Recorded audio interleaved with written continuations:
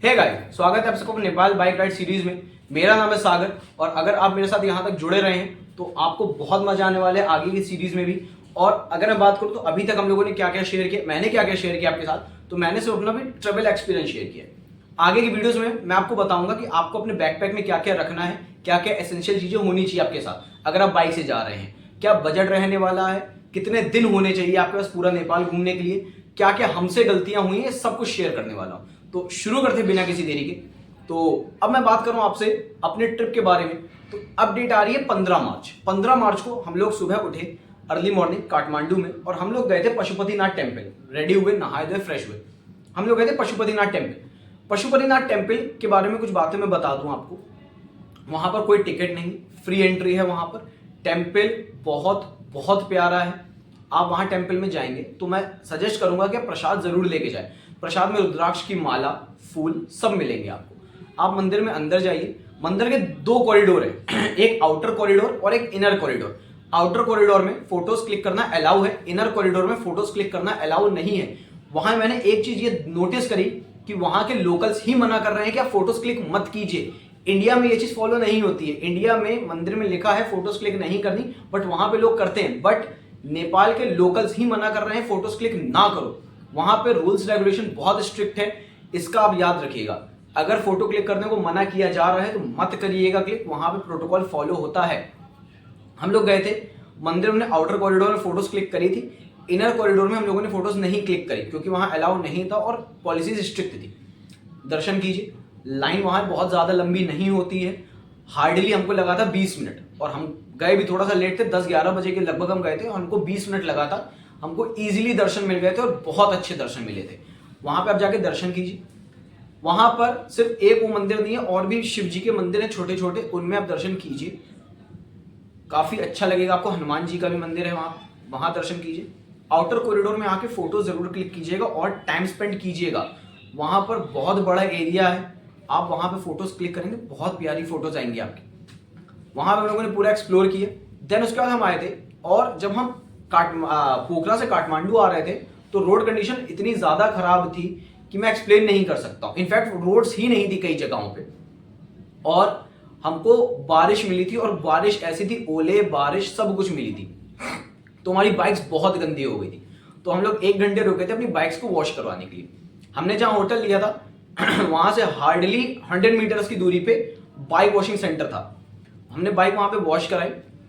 Bike washing charges बता दूं तो पर बाइक 100 रुपीज नेपाली लगा था अगर आप जाते हैं बाइक, क्योंकि अगर आप अपनी बाइक से जा रहे हैं तो आप किसी भी रूट को पकड़े काठमांडू जाएंगे तो आपकी बाइक्स गंदी होंगी। बाइक वॉशिंग का 100 रुपीज लगा था नेपाली, जो इंडियन में अप्रॉक्स 62 रुपीज हो जाता है, 62 to 63 रुपीज हो जाता है। हमने बाइक वॉश कराई, देन उसका पूरा सामान पैक किया और हम वापस निकले थे इंडिया के लिए क्योंकि हमने सब घूम लिया था। अच्छा, यहां पे मैं आपसे बता दूं, आप अगर जा रहे हो तो थोड़ा टाइम लेके जाइएगा। पशुपतिनाथ टेम्पल और वहां पर चंद्रागिरी हिल्स भी हैं, उसको भी एक्सप्लोर कीजिएगा। ट्रैक है वहां पे, ट्रैक जरूर कीजिएगा। हमारे पास समय कम था इसलिए हम नहीं जा पाए थे वहां तक। फिर हम लोग आए थे इंडिया की तरफ वापस जाने लगे थे। हम लोग जब इंडिया के लिए वापस आ रहे थे तो हमको बॉर्डर अप्रॉक्स रह गया था, 100 किलोमीटर बॉर्डर रह गया था। तब नाइट हो गई थी। तब वहां पे हमको लोकल्स ने और कुछ पुलिस ने बताया था कि आगे लैंडस्लाइड वगैरह हुए हैं तो आप आगे नहीं जा सकते हैं। तो हम लोगों ने वहीं पे नाइट स्टे लेना पड़ा था। तो अगर आप जा रहे हैं तो अपना टाइम मैनेजमेंट सही रखिएगा क्योंकि जब आप काठमांडू से बाहर की तरफ निकल आएंगे तो आपको बहुत अच्छे होटल्स रूम्स नहीं मिलेंगे। हम लोग भी रुके थे तो हम लोगों ने मैनेज की थी बस रात। आप आइए, आप जब बॉर्डर पहुंचेंगे इंडिया, क्योंकि हम लोग अगले दिन पहुंचे थे जो कि हमारा 17 मार्च हो गई थी। हम लोग जब अगले दिन पहुंचे थे सुबह उठ के बॉर्डर, तो बॉर्डर में फॉर्मेलिटीज बता दूं, ऐसा कई यूट्यूबर्स कहते हैं कि आप जिस बॉर्डर से एंट्री कर रहे हैं उसी बॉर्डर से एग्जिट करना पड़ेगा, तो ऐसा कोई रूल नहीं है। जिस भी बॉर्डर से आप आए आप किसी और बॉर्डर से भी एग्जिट कर सकते हैं। बस आपने जो बंसार बनवाया था और आपको अपनी आईडी, 2 चीजें दिखानी पड़ेगी। जो बंसार बनवाया है आपने आते वक्त और जो आपकी आईडी है आधार कार्ड, वो आपको दिखानी पड़ेगी, आप एग्जिट कर लेंगे। हम लोगों ने एग्जिट किया था और हार्डली हमको एग्जिट करने में 10 से 15 मिनट लगे थे। हम लोगों ने बॉर्डर एग्जिट किया और हमको कानपुर आते आते रात हो गई थी क्योंकि वहां से रूट बहुत लंबा है। बॉर्डर से अप्रॉक्स 350 किलोमीटर हो जाता है इंडिया। कानपुर मेरा शहर, बॉर्डर 350 किलोमीटर रह जाते हैं। हमको रात हो गई थी आते आते। हम लोगों ने आते वक्त भी रूट वही पकड़ा था, बस्ती, अयोध्या, पूर्वांचल एक्सप्रेसवे, देन कानपुर। इस रास्ते पे हम लोग 2 से 3 जगह रुके थे। एक जगह रुके थे हम लोग फिनिक्स प्लासियो मॉल, वहां पे हम लोगों ने बर्गर किंग से बर्गर वगैरह खाए थे। देन हम लोग कानपुर आ गए थे। तो ये मेरी पूरी नेपाल की ट्रिप रही। अब मैं इसको एक बार फटाक से रिकैप कर दे रहा हूं आपके लिए। तो हम लोगों ने जर्नी शुरू करी थी 10 तारीख को इंडिया से। हम लोग 10 तारीख की रात को पहुंचे थे शोरतगढ़। शोरतगढ़ पहुंचे थे 11 तारीख को सुबह उठ के हम लोग गए थे पोखरा। 11 को पोखरा पहुंचे।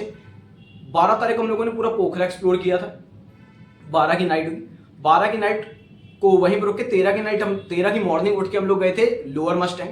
लोअर मस्टैंग पहुंचते पहुंचते रात हो गई थी, तो मार्फा हम लोगों ने रूम लिया था।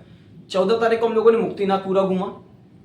मुक्तिनाथ घूमने के बाद हम लोग 14 की नाइट को वापस आ गए थे पोखरा। अगले दिन 15 की मॉर्निंग उठे हम लोग आ गए थे काठमांडू। काठमांडू आते आते हमको रात हो गई थी 16 सुबह हम लोगों ने दर्शन किए काठमांडू में। पूरा काठमांडू घूमा 16 की नाइट को निकलते हुए हम लोगों को रात हो गई थी। आगे बॉर्डर के पास लैंडस्लाइड वगैरह थे, रोड्स खराब थी। तो 16 की नाइट को हम लोग बॉर्डर से 100 किलोमीटर पहले रुक गए थे। 16 की नाइट हम लोग रुके। 17 की सुबह हम लोग उठे, बॉर्डर गए, बॉर्डर में फॉर्मेलिटीज पूरी करी और हम लोग 17 की नाइट कानपुर आ गए थे। तो ये मेरा पूरा 7 दिन का प्लान था नेपाल का विथ बाइक।